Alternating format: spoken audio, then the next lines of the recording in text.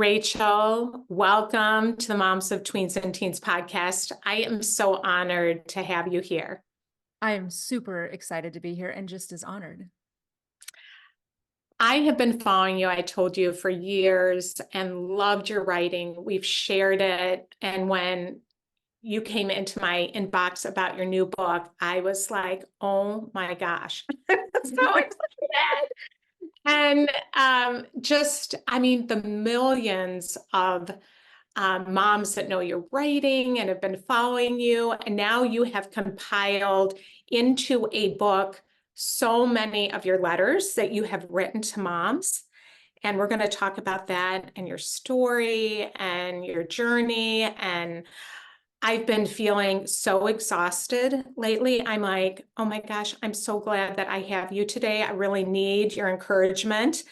And I just want to tell them about the title of your new book. It's called Mom Enough, Inspiring Letters for the Wonderfully, I love that, Yeah. exhausting, but totally normal days of motherhood.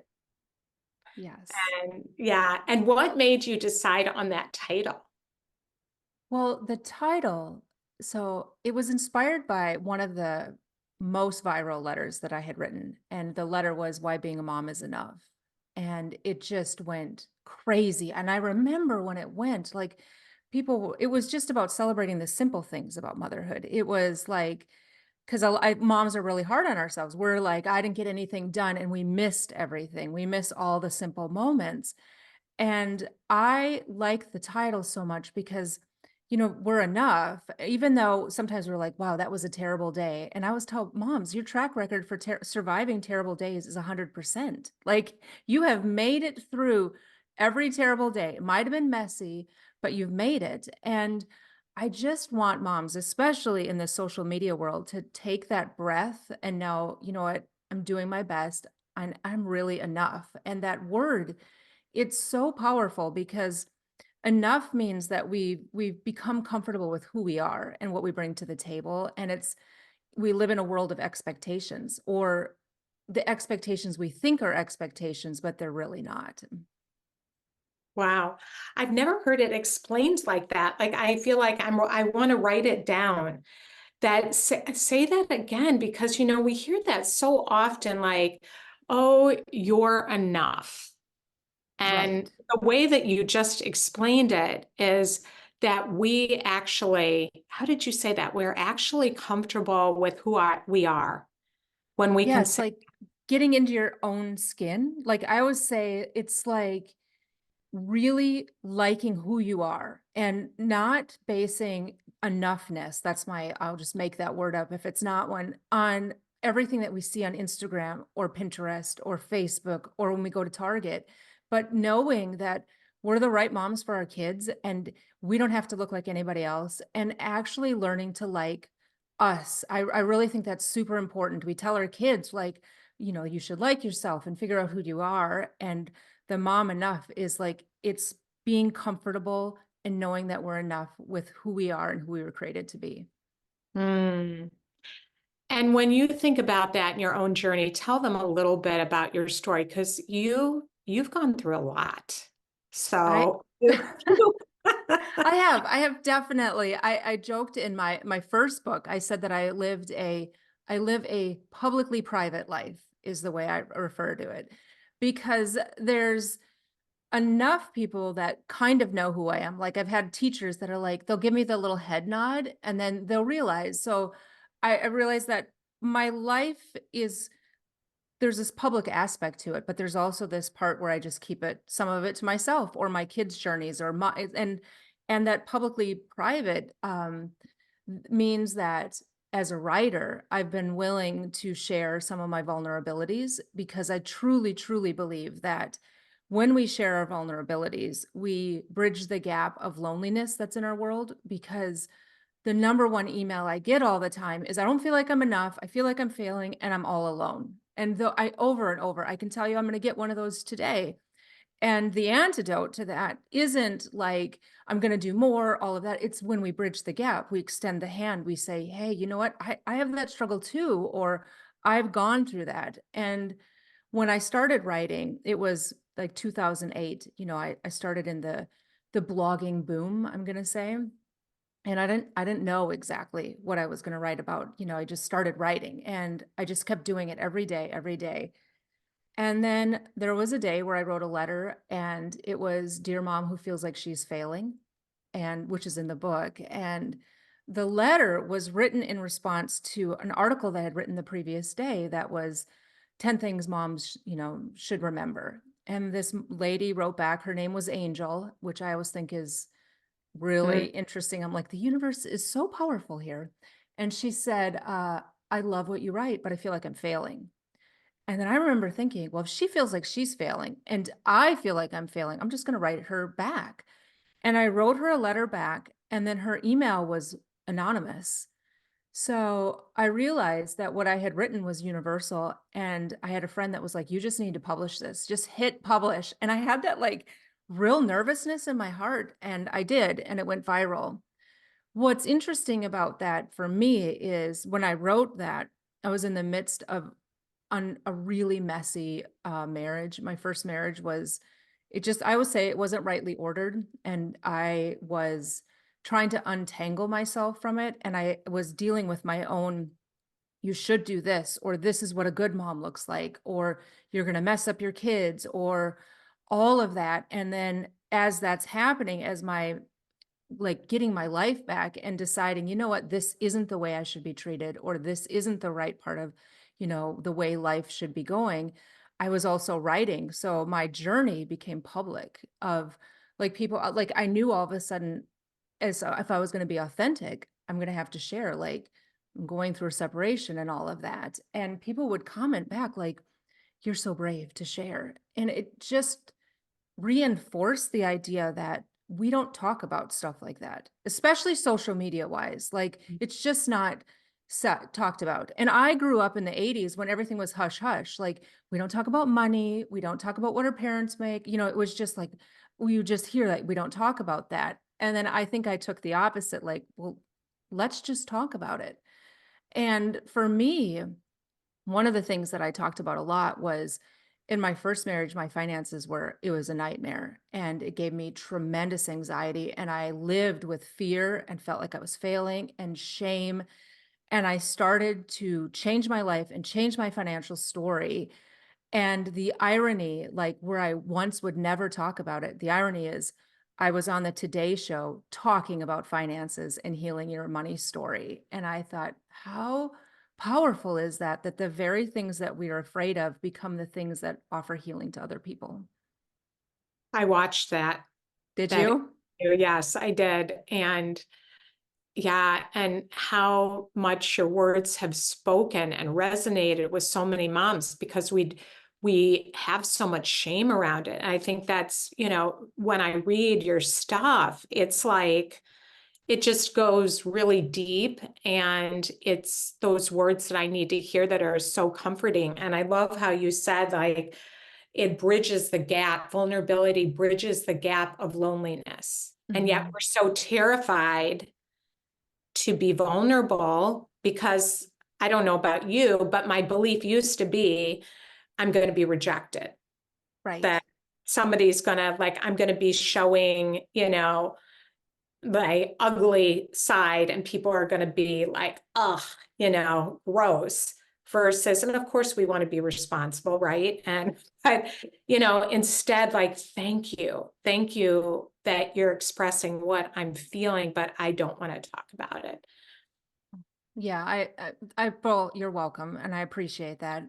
I've learned that vulnerability for me as a writer, there's a lot of stuff that sits in my drafts. There's a lot of content that I'm like, you know what? No, it's just going to stay there because I want to do a couple things. I want to meet people, women, moms, where they are. I want to say like, listen, I get that because sometimes you just need that to know like somebody else.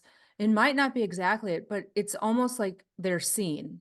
Like I'm not unseen anymore. And then I want to offer the encouragement, but I never want to leave people wallowing in it. Like life is so bad, like that kind of moment of it. I always want there to be an element or spark of hope. Like, you know what? Maybe I Yes. can do this. Maybe I actually can do it.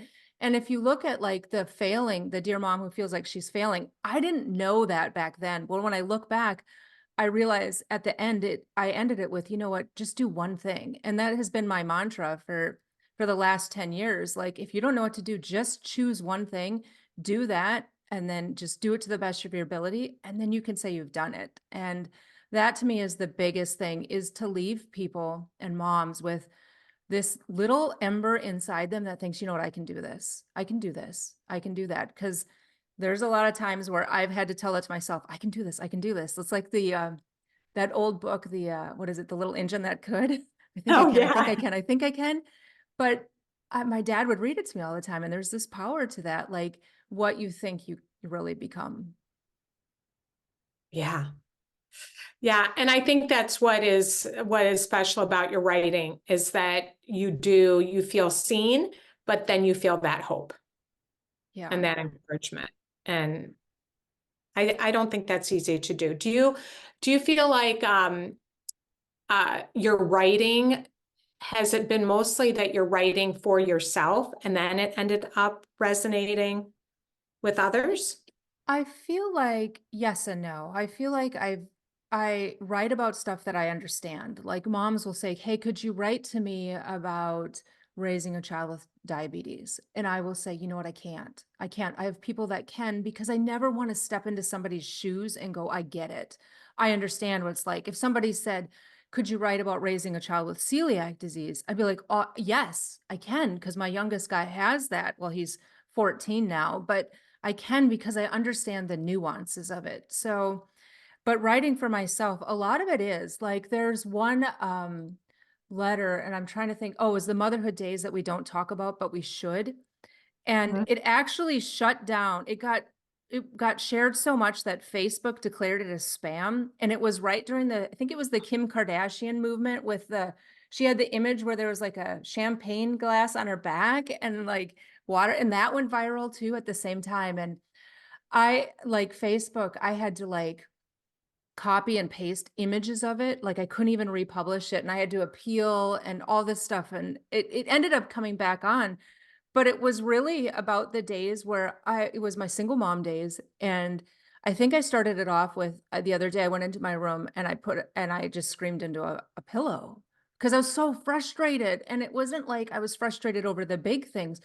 I was frustrated over things that I felt like I shouldn't be frustrated over, milk spilled or kids needing me. And then had that guilt of, you're a bad mom. How can you be frustrated over milk spilling?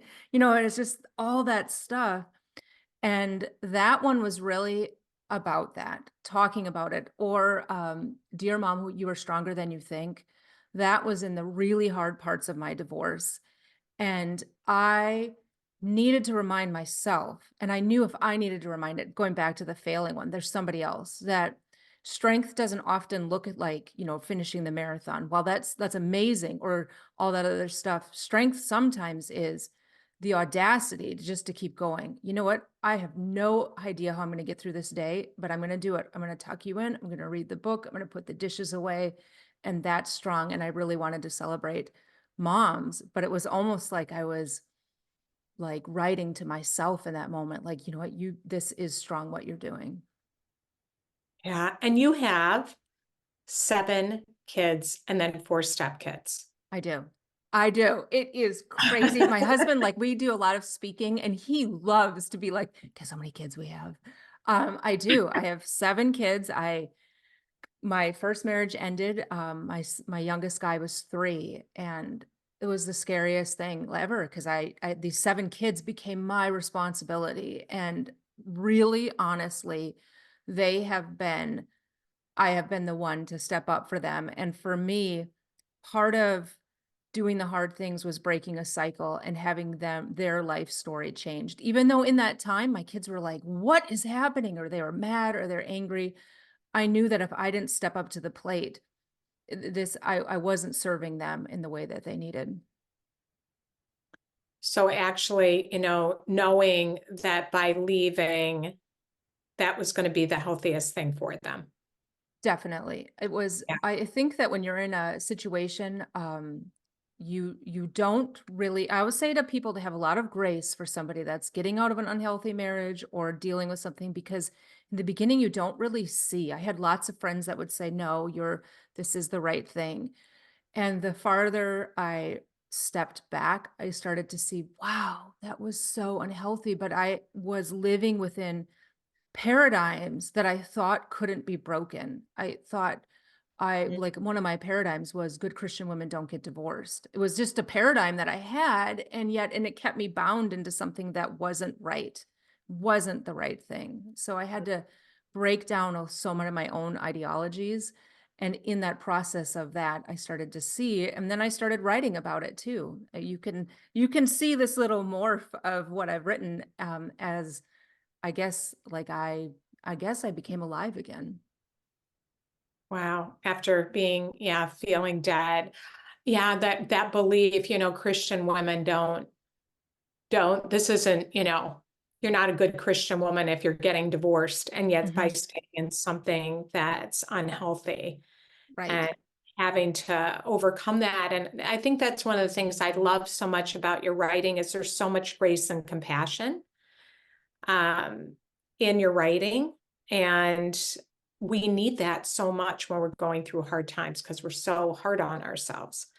We And are. I wonder if, as I've read so much of what you've written, do you feel like because you've been able to write and go through this growth process of having grace for yourself, that it's helped you to get where you are today as far as like achieving? Because I look at you, I'm like 7 kids, 4 step kids, married. You started a business with your husband. You have, millions of followers every month. I'm like, how did she do this? This like inspires me. Oh. And so how have you done that? Well, there's a lot to it. I think that when you get that fire within you to change your life, that is extremely motivating. I needed to change my life. I needed to change my finances. I needed people not knocking on my door anymore, like gonna turn off the gas or I needed that not to be my kid's story. And once you push a snowball, that's what I always give that analogy. Like once it starts moving. It's just that initial like deciding to push it and change it. For me, a lot of it is I always tell people I'm just a busy person. That is just my nature, is to be doing stuff. One of the reasons I write about rest is because it's very hard for me to sit still. It's very, very hard for me to take that moment because I feel guilt, and I don't even know where that came from. Like that guilt of like, well, you should be doing something else. Couldn't you be doing that? And this year I've been like, no, this is just as important just to sit. Um, for getting it done, it goes back to the do one thing every day. One thing, one thing, one thing. Like in 2022, I ran 1,000 miles, which I don't know what it got in my head, but I was like, hey, I'm going to do this. But it wasn't like 1,000 miles. I did it in a month. It was every single day. I would commit to just running a little bit, it was 3 miles or so, and I would write it down. I just made a giant grid checkbox in my notebook that I carry with me. And every time I'd come back, I was like a little kid. I'd fill in a little square and then I'd be like, woohoo, I've got a line done, because I believe in that power. The power of small steps will change your life. Because I think social media, while I love it, I mean, it's my bread and butter. I love it. But it kind of gives us the illusion that we can change our life in 6 weeks. Like you can do this in 6 weeks and you can have 1 million followers in 6 weeks and blah, blah, blah, blah. But it's tenacity and sticking with it and deciding like this is my lane. And even if they're doing all that stuff, it doesn't mean I have to do it. I'm going to stay here and serve my community. And that has been what it's always been, just staying here, dealing with like, oh, my own frustrations, but just just getting it done. Mm-hmm. And I know you say that it's the little things that matter. Hmm. It's taking those little steps. It's the little things that matter. And I think when we're micromanaging, you talk about that too. I was like, oh, Right. yeah, wanting to manage everything, but you know, so much of that when you have teenagers, and you have 3 chapters about Hmm. teenagers in your book, and our moms are moms to tweens and teens.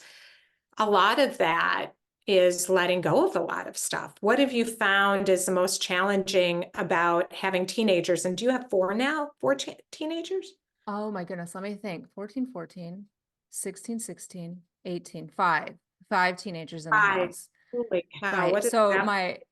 my bonus kids, they're the same age as my youngest 2 teenagers. So there's 2 14-year-olds, 2 16-year-olds, 18-year-old. I'm going to tell you that our insurance agency loves us. We probably pay for the sign right now because of the car and driving. But so I actually really like the teenage years. I think one of the things I tell moms this all the time, I'm sure you do too, is to never tell, like, when moms with little kids, just wait till they're teenagers. Oh Cause I yeah. think it sets that precedent, like it's going to be awful. But I think the teenagers are amazing because you get to see these people emerge from, like, you're like, oh my goodness, that's why you like to do that when you were little, or all of that.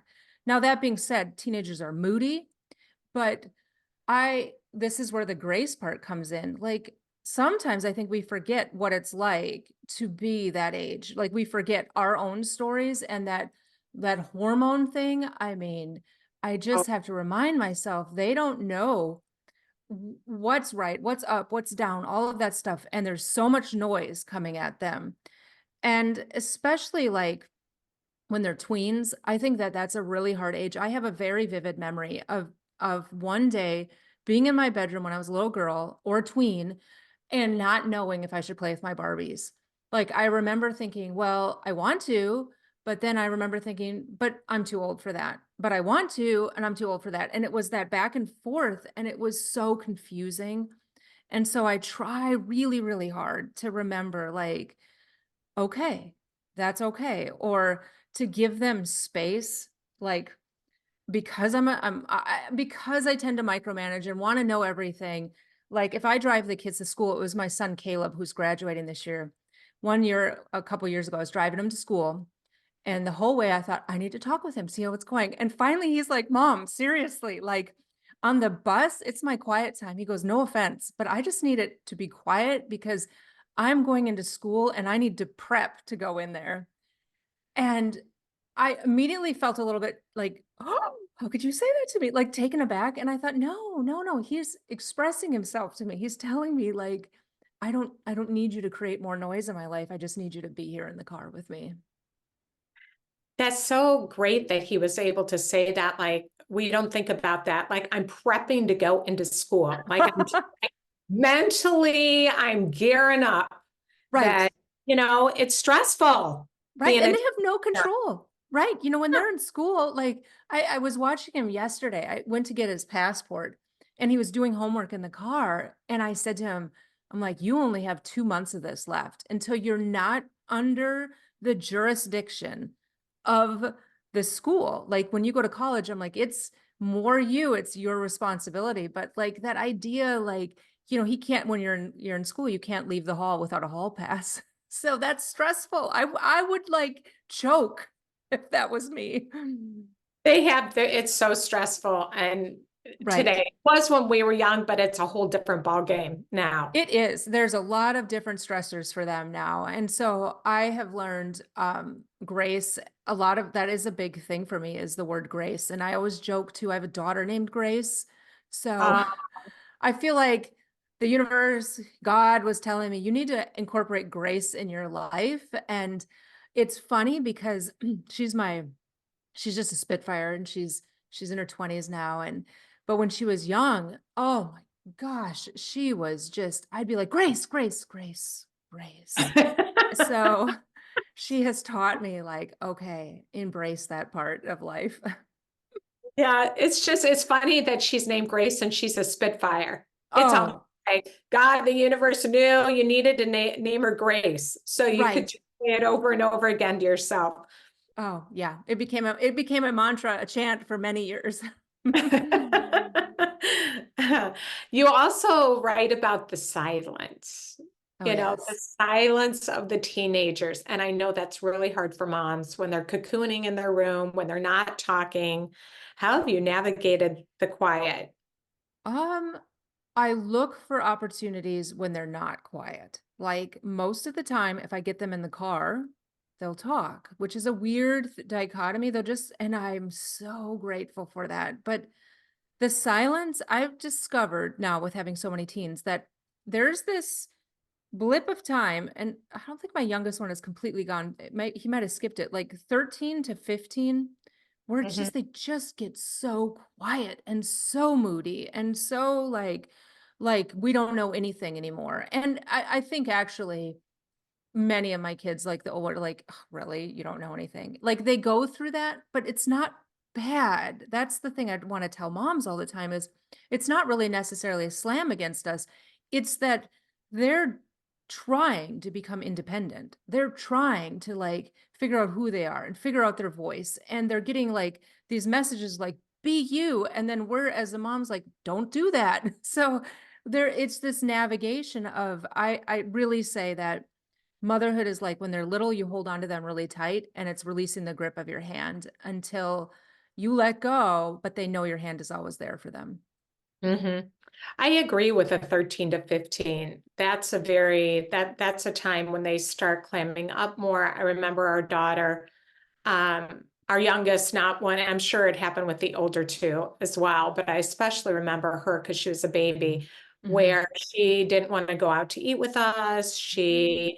I was at the grocery store, like the kids from school showed up. She was running around the corner to not be seen with me. It was Yes. this time. And then they come out, then they come out of it. And I think it is around 15 Mhm. where that seemed then she could have dinner with us again, go out to a restaurant. I was like, oh, that's interesting. Yeah, it's hard to not take for me, it's hard to not take it personally, Oh, because yeah. I tend to take things personally in general.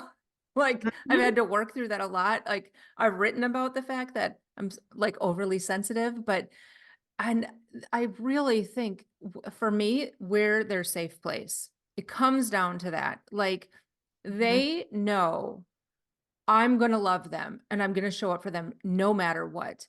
And they live in a world where, especially with social media, everything they do or say, people are watching and judging. And sometimes they just need to have that Mhm. safe space.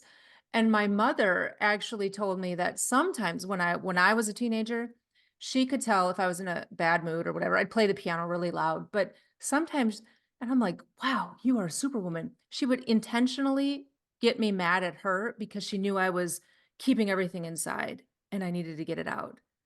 Like she would like, I'm like, what? You unleashed the beast. And it worked. It did. It did. It would get me mad, and then I would end up sharing what I was keeping inside. And I've always wondered if that insight has made me realize that the longer we keep stuff inside, it's just like it tethers you down. It's speaking it or getting it out or sharing it that allows you to move forward. Mhm. Do you remember what she said to you? Because she pushed a little bit. She pushed just enough. I have no idea. I mean, I really don't, because I always, I mean, I was a fairly moody teen, but I think it's because I'm a real introspective person, and I was bullied a lot in school, like terribly. And when that happens, you just take it on like it's me, it's me, it's me, it's Yeah. me. Like as a kid, I was like, what's wrong with me? Why can't I be good enough? What? And I didn't have the tools yet to realize, you know what, it really wasn't me. It was that situation and maybe that's I just talking with you, I'm like, well, maybe that's part of the grace part and being empathetic to people and seeing people because you just don't know another person's story. Yeah. I relate to the being bullied piece because I was really bullied. My maiden name is Ween. It Hmm. was terrible. Wieners, weenie, Oh, really sensitive. And right, you believe it. Like I just remember thinking and like being told I was a dog and I was like, or I was a weird kid. And right, now I look at pictures, I'm like, I wasn't a dog. Like right. wasn't weird. I was a little different and I was sensitive. So I was great to bully because I would usually cry, and so that just fed it, Ditto. you know? So Right. yeah, Right. but yeah, going through those things can make you stronger. And I know that's like a platitude, but really like the empathy piece and the Mm-hmm. understanding piece. So Mm-hmm. yeah. So I that's really important to remember what it's like, and you write that in the book when we were teens. Mm-hmm. And even if we don't, just like for me being in my late 40s, like there's a lot of hormone stuff happening. Like I almost like need them just to be able to be human, Mm, or I've told moms this too, like when you and I were in school, there wasn't Skyward, like where you could check grades all the time. Like my parents didn't know my grade. They knew my grades at midterm and the end of the quarter, right? And then if there was a problem, the teacher would message. Well, nowadays I could go on right now and look instantly at all the kids' grades and look and be there. And I've had to learn to step back and not micromanage that. Like to give them a chance. Like I could see like, ooh, you got 2 late assignments and they might not even be late. It might just be that tech teacher hasn't entered them yet and all of that. But if I'm micromanaging it so much, I'm not giving them the opportunity like I had to go, whoa, I got a low grade in this class. I'm going to get it up before the grades go back. And so for me, that's been a lot of being a mom of teenagers too, is to let them make mistakes and fix them. I don't have to fix it all for them. Like, okay, you're gonna have to deal with this, fix it, or to not micromanage, to not constantly look at everything. And okay, where are you right now? Like, my mom and dad used to drop me off at the mall and be like, be at the back door by the arcade at 9. And I was just there. Like I knew like they're going to be there. And if I'm not there, I'm in trouble. And nowadays I could, look at an app and go, ooh, they're driving 72, so it's just I this give and take. know, I know. And it can just make you crazy, feeling like, yeah, looking at everything and watching the grades. And if they're missing an assignment, Right. that's a big part of it. In the membership, I use a backpack analogy, and we actually have this exercise where like what belongs in their backpack and what's in Oh, our amen. and So actually good. writing that out, because having 5 teenagers, imagine if you were hyper focused on all of them, you would not be doing what you're doing now. You would not have a good relationship with them. You couldn't do what you're doing. And so having our own lives and focusing on those things, and that a lot of that grace piece, I mean, letting them be human, letting them make mistakes, it's freeing. Like It I is feel freeing. this amount of freedom hearing you talk. It is freeing. I think a lot of it too comes back to going back 10 years when I really had to like take back my life. Like moms they would, well, how did you do that? And I tell moms too, there's these different seasons. And that season for me was I call it the harvest years of motherhood. Like I had to work so hard. Like I called it the harvest because I had a grandfather that was a farmer in Minnesota. And when it was harvest time, when we came to visit him, he wasn't like playing on the floor with us. He was in the field working, but I never ever doubted, does grandpa love me? I just knew grandpa loved me. And sometimes for moms, we have to go through these seasons where we have to work really hard, and it might mean Taco Bell for dinner or all this stuff, and it doesn't look like what everybody else is doing, but it doesn't mean that it's bad. And during that time, I also learned I had to let go of some of the control because I couldn't be micromanaging that and doing all of this. I would have burnt out. Yeah. Yeah. Well, Rachel, gosh, it's just so good. Everything you share and your book, and do you find that moms are putting it like on their coffee tables? Have you heard that? Because it's so beautifully illustrated. I mean, you have beautiful pictures in there too. And it's just kind of read what you need to hear for the day, is how That, I look at the book. What yeah, do I that's what I think it need is. Yeah, today? that was my goal, was that um you're not going to want to probably read it all the way through. You're just going to be like, okay, what do I need today? And or I feel like I'm failing. And there's that whole section on that, or I have the teenagers, or letting go. And it really is meant to be kind of like that kind of gift book. But for me, it was having that friend that you need at 3 a.m. when that time when you feel alone, that there's somebody else out there that gets it and that's been there. And the idea that these letters have been shared millions and millions of times means that a lot of people get it. A lot of moms get it. And because of that, if you're feeling it, you're not alone. Mhm. And we need to hear, we need those reminders. That's what I love about reading your words is it's like I need to remind myself as I read it. So you Yeah, can read it over and over and over again and pick what you need. Yeah. exactly. Exactly. And, I always say if you just do that one thing, man, 365 days of doing one thing, you will not be in the same spot you were a year ago. Yeah. Well, aligned with that, to the mom that you've said so many good things, but is listening today, and she's just really feeling that despair and that discouragement and lack of hope, what would you want to say to her? Well, first of all, I would say, I see you or I hear you, and you're not alone. Because I do think that when you feel that lack of hope, it can be a really lonely spot. And it can be a spot where you think, like, I shouldn't be feeling this way. And so there's all that other guilt. And I just want to encourage her to take that breath. I talk a lot about like inhale, peace, and inhale hope, and exhale all the stuff that's you're holding on to. And then to start to see all the little things that you've done every day that really make a difference, and to not discount them. Because I say, if you load the dishes, it counts. And you tuck them into bed, you read a story, you sat in the pickup line, you sat on a bleacher where it hurt your bottom. It goes on and on and on. And all that stuff matters.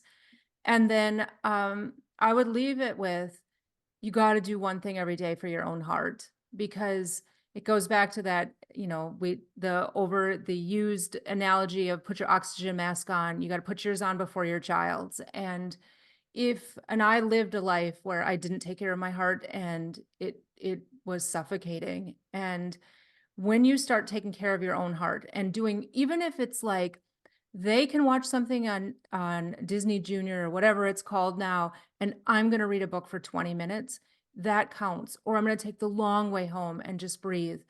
But you got to take care of yourself. So just do one thing every day for yourself. Make a cup of coffee or walk around the block, call a friend. But the more you start investing in your own heart, the more you'll start to free up space to give to everybody else. Mm, yeah. Yeah. Thank you for that. We have to remember, yeah, honor our hearts. Mhm. So, Rachel, tell them where to find you. So many people already know you that are listening, but where to find you and your book and all of that. All right. Well, the most popular place people find me is on Facebook. It's Finding Joy blog. So if you type it in, my face will pop up. And otherwise, I'm also on Instagram. I have one of those Instagram handles with the underscore. It's finding underscore joy. And then my website is findingjoy.net. And my book, Mom Enough, is available at Amazon and Books a Million and Barnes and Noble and the local bookstores too. So I always say I encourage people to check them out too. Wonderful. Well, thank you so much. Thank you for all you do and for being here for all of us and just speaking these comforting, compassionate words of grace today, because we all need it. Well, thank you. I'm very honored to be able to be here and to share. And I just want to kind of end with, for most of history, women have asked and pleaded for a voice to be heard. And this online platform has given so many of us a voice. And it would be a shame to let it be polluted with rudeness and all of that. So that is one of my things is, when you're on there, just be kind and to celebrate the opportunity that we get to share with each other. Mm, love that. Thank you, Rachel. Thank you.